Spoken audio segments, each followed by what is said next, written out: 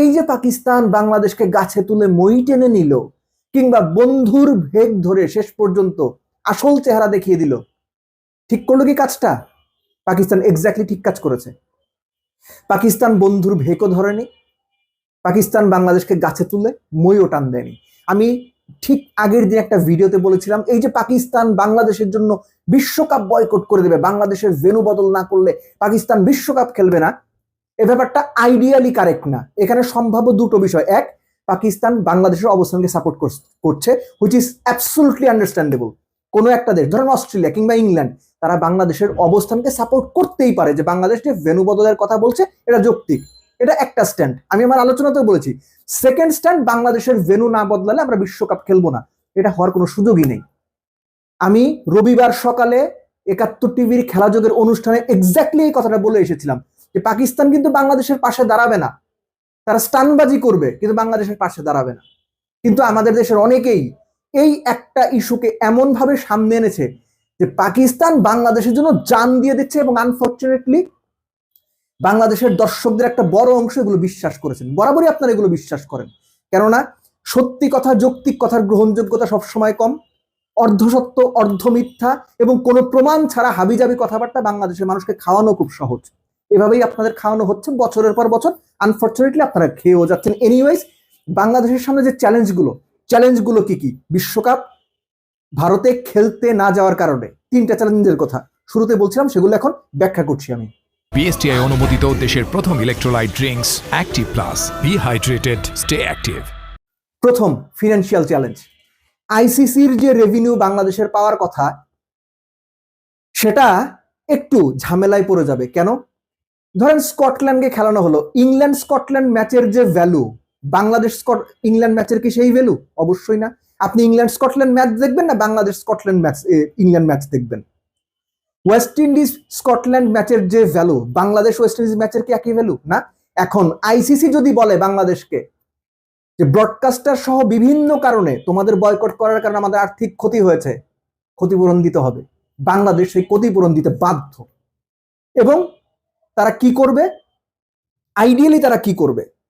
তারা তখন বাংলাদেশকে যে ক্ষতিপূরণের অঙ্কটা জানানো হবে, বাংলাদেশ আইসিসি থেকে যে রেভিনিউ পাবে বা পাবার কথা, সেখান থেকে ক্ষতিপূরণের অঙ্কটা কেটে তারপরে বাংলাদেশকে দেওয়া হবে। কিন্তু যদি ক্ষতিপূরণের অঙ্কটা বাংলাদেশের প্রাপ্য অঙ্কের যেতে বেশি হয়, বিসিবির পকেট থেকে টাকা দিতে হবে। সহজ করে বলি, ধরেন আইসিসি দাবি করলো যে বাংলাদেশ বিশ্বকাপ বয়কট করার কারণে তাদের ১,০০০ টাকা লস হয়েছে, বাংলাদেশ আইসিসি থেকে পাওয়ার কথা ৭০০ টাকা।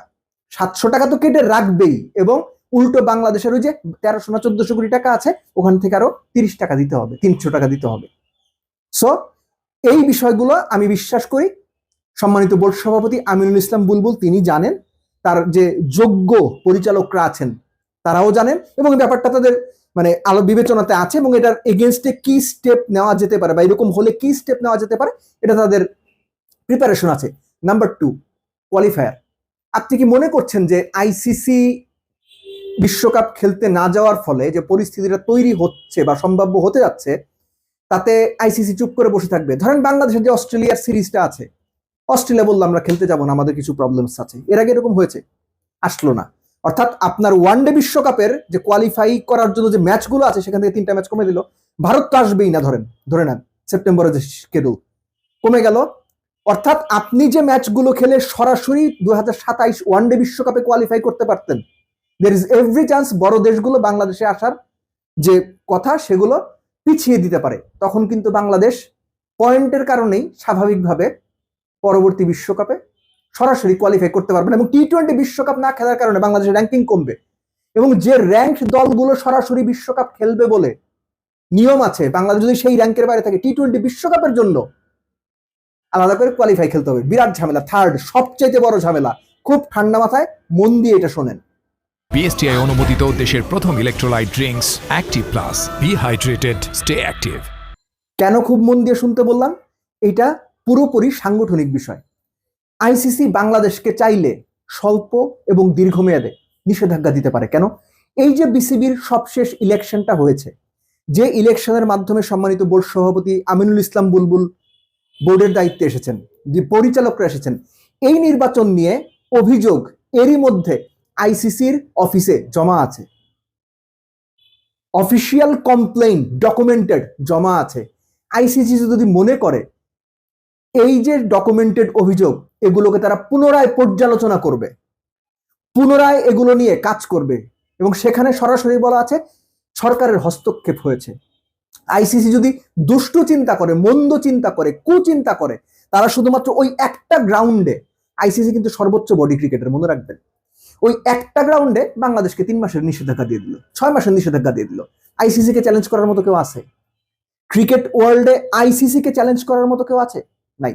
আমি বিশ্বাস করি যে 3টা সম্ভাবনার কথা, সম্ভাব্য চ্যালেঞ্জের কথা আমি বললাম, বাংলাদেশ ক্রিকেট বোর্ড এবং ক্রিকেট বোর্ডের দায়িত্বে যারা আছেন, যোগ্য লোক যারা আছেন, বিশ্বাস করি সবাই অনেক যোগ্য লোক, তারা এই বিষয়গুলো এরই মধ্যে বিবেচনা করেছেন। এই ক্রিটিক্যাল সম্ভাবনাগুলো তাদের ক্রিটিক্যাল থিঙ্কিং অ্যাবিলিটি দিয়ে যথেষ্ট ভালোভাবে অ্যানালাইজ করেছেন। আর এগুলো অ্যানালাইজ করতে যদি ব্যর্থ হন, যদি এই ঘটনাগুলো ঘটে, বাংলাদেশ ক্রিকেট স্মরণকালের ভয়াবহতম দুর্যোগের মধ্যে পড়তে যাচ্ছে। So challenge is there. নিজেদের ডিগনিটি বাদ দিয়ে, নিজেদের আত্মসম্মান বাদ দিয়ে বা সিকিউরিটি রিস্ক মাথায় নিয়ে ভারতে বিশ্বকাপ খেলতে যাওয়া ঠিক হবে না। আমি নিজেও এই মতবাদের পক্ষে। বাট একই সঙ্গে এটার কনসিকুয়েন্সেস গুলো সামনে যখন আসবে বা এগুলোর পরবর্তী রিয়াকশন গুলো সামনে যখন আসবে, বিশ্বাস করি বাংলাদেশ ক্রিকেট বোর্ড সেগুলো মোকাবেলা করার জন্য প্রস্তুত থাকবে এবং খুব প্রফেশনালি, দক্ষতার সঙ্গে এগুলো মোকাবেলা করবে। কেননা আপনি যখন একটা স্ট্যান্ড নিয়ে ফেলেছেন, সেই স্ট্যান্ডটাকে ভ্যালিড করার জন্য পরবর্তীতে যে চ্যালেঞ্জেস সামনে আসবে, সেগুলোকেও যোগ্যতার সাথে, শক্ত হাতে ডিফেন্ড করতে হবে। লাস্টলি পাকিস্তানের বিষয়টা নিয়ে সবাই খুব উদ্গ্রীব ছিলেন, পাকিস্তান বাংলাদেশের পাশে দাঁড়াবে, বিশ্বকাপ বয়কট করবে। এটা হয় না রে ভাই, এটা হয় না। এগুলো আলগা কথাবার্তা, শুনতে ভালো, এগুলো হচ্ছে পাবলিককে খাওয়ানোর কথাবার্তা। পাবলিক এগুলো গেলে বলেই গেলানো হয়, কখনো কুইনাইন হিসেবে গেলানো হয়, কখনো খিচুড়ি হিসেবে গেলানো হয়। খিচুড়ি আপনি বুঝলে, কুইনাইন কি এটা বোধহয় অনেকেই বোঝেন নাই। সার্চ করে নিন, গুগল করলে পেয়ে যাবেন কুইনাইন কি।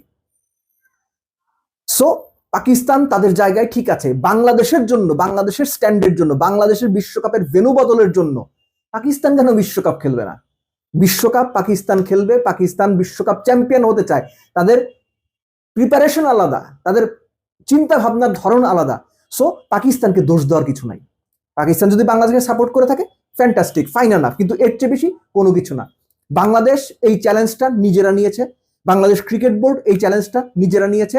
এই চ্যালেঞ্জ মোকাবেলাও তাদেরই করতে হবে। আমরা শুধু এইটুকুই দোয়া করতে পারি যে বাংলাদেশ ক্রিকেট যারা চালাচ্ছেন, যাদের নিয়ন্ত্রণে, যে যোগ্য মানুষদের নিয়ন্ত্রণে বাংলাদেশ ক্রিকেট বোর্ডটা আছে, তারা যেন পরবর্তীতে যদি কোনো পরিস্থিতি বা জটিল পরিস্থিতি তৈরি হয়, তারা সেটাও দক্ষতার সঙ্গে হ্যান্ডেল করে বাংলাদেশ ক্রিকেটকে এগিয়ে নিয়ে যাবেন। আর যদি না পারেন, যদি আবার ব্যর্থ হন, তাহলে ওই যে একটু আগেই বলছিলাম, বাংলাদেশ ক্রিকেট তার লোয়েস্ট পয়েন্টে গিয়ে দাঁড়াবে এবং তার দায় এই ক্রিকেট বোর্ডকে নিতেই হবে।